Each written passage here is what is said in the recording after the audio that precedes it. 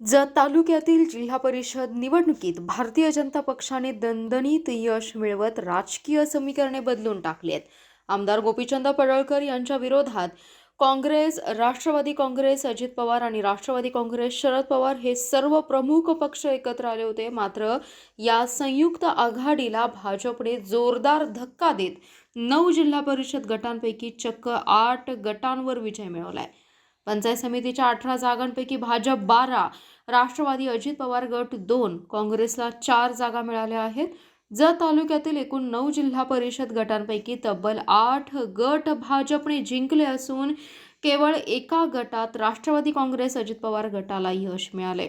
या निकालामुळे जत तालुक्यात भाजपचे संघटन अधिकच भक्कम झाल्याचं चित्र स्पष्ट झालंय.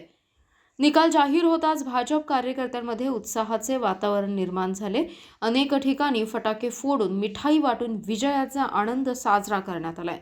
विरोधकांनी सर्व शक्ती एकवटूनही अपेक्षित यश न मिळाल्याने त्यांच्या गोटात निराशा पसरली आहे.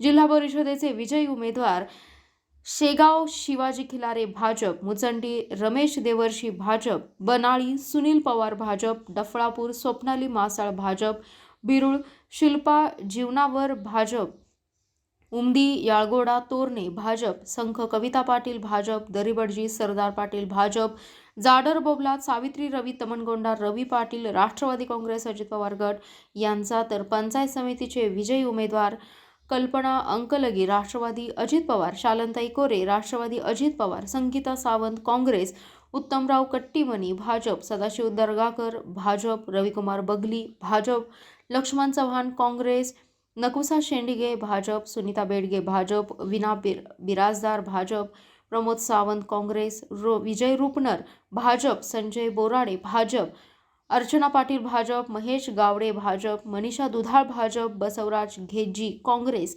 मीनाक्षी अभंगे भाजप यांचा विजय झालाय. विजयानंतर उमेदवारांच्या समर्थकांनी मोठा जल्लोष केलाय.